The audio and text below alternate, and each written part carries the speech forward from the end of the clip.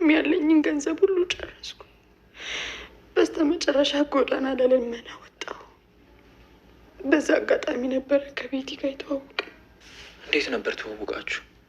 እምለምነው እነሱ ሰፈር ነበር። ጽናትን ይዘናት ወደ ቤት እንሂድ።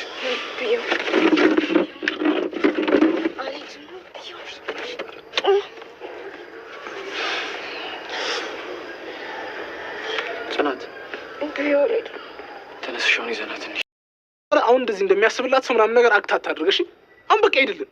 ሂድልን? አዎ ሂድልን። ለቤቲ ቀለበት ልታደርግላት እንደሆነ ሰምቻለሁ። እሺ ናውም ስለማታውቀው ነገር አታውራ። ይኸውልህ ሌላ ሰው ቢሆን የነገረኝ አላምንም። አሁን እንደዚህ እንደሚያስብላት ሰው ምናምን ነገር አክታት አድርገሽ አሁን በቃ ሂድልን። ሂድልን? አዎ ሂድልን።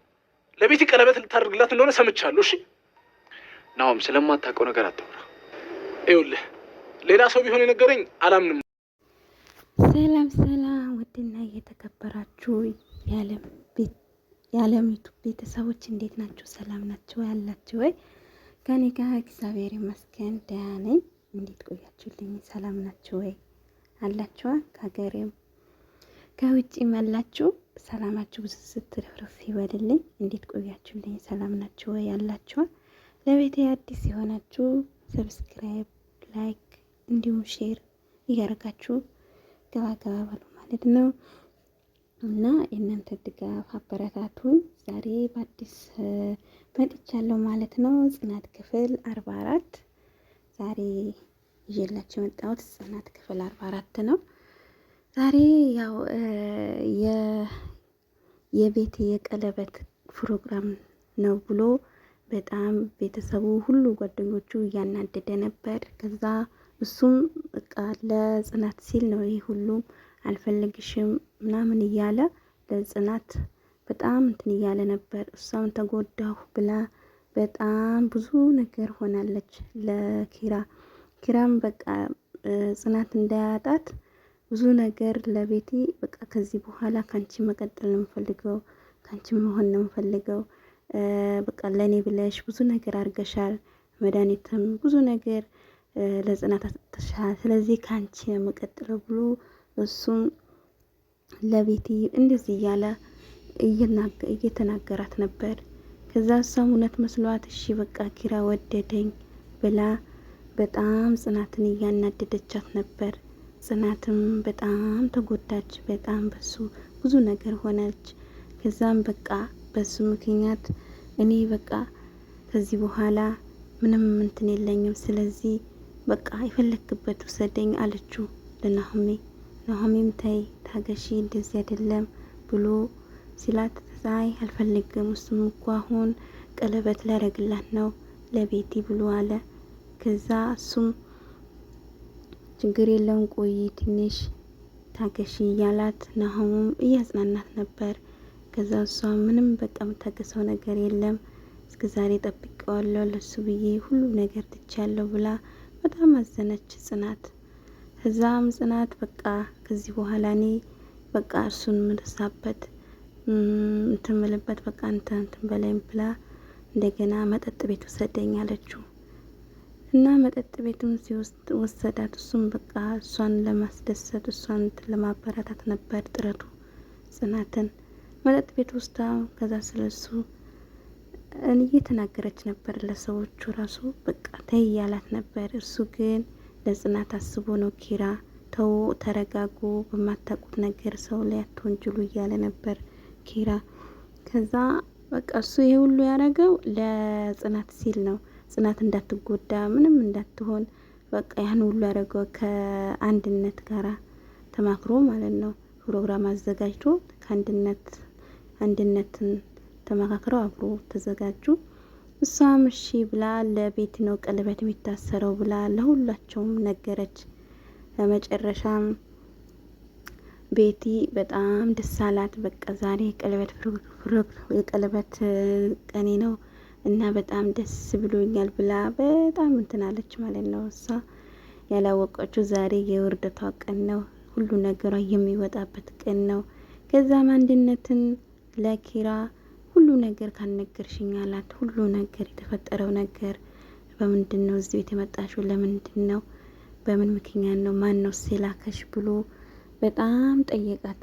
ሲጠይቃት ለአንድነት እሷም በቃ እየተኮላተፈች አንዴ ልጄ አንዴ በቃ ክስቴ ልጅ ምናምን እያለች ነበር። ከቤቱ በጣም እየተወላከፈች በአንደበቷ ብዙ ነገር ታቅባት ነበር።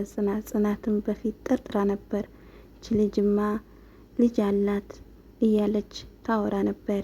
ከዛም አንድነት አረ እኔ ልጅ የለኝም እኔ ልጅ የክስቴ ልጅ ነው ምናምን እያለች ተዋሻቸው ነበር ለቤተሰቡ እንዳለ። ከዛ እነሱም ጠረጠሩ። በመጨረሻም እውነቱ ሁሉም ነገር ለኪራ ነገረችው። አንድነት ስሟ ደግሞ ሌላ ነበር። አንድነት ሳይሆን ማን ነበር ስሟ ረሳሁት። እና ኪራም በጣም ተናደደ። እንዴት እንደዚህ ብሎ በቃ ታነገርሽኝ እኔ ወደ ጣቢያ ነው መወስድሽ አላት። በዛን ሰዓት እሷም በቃ ችግር የለም እኔ እነግርሃለሁ ሁሉም ነገር ብላ አለችው። አንድነት ስለ እኔ የመሰለኝ በቃ ቤቲ እየተጎዳች ቤቲ እንትን ያለች ነው የመሰለኝ ስለሷ ስለ ቤቲ መጎዳት ብቻ ነበር የነገረችኝ። ቤቲም ስለ ጽናት እንዲያረገችኝ ጽናት ነች እንዲያረገችኝ ብላ በጣም ስለ ጽናት ቤቲ እንደጎዳች ነበር የነገረቻት። እና ያው እሷም ያን ብላ እሷን የምታደርግላትን ሁሉ ቪዲዮ ሁሉ ቀርጸሽ ምናምን ከዛ በኋላ እንድትልግልኝ ነበር ያለቻት። እሷም በቃ ለራሷ ብላ ያው ስራ አይደል ትፈራን ነበር። ከዛ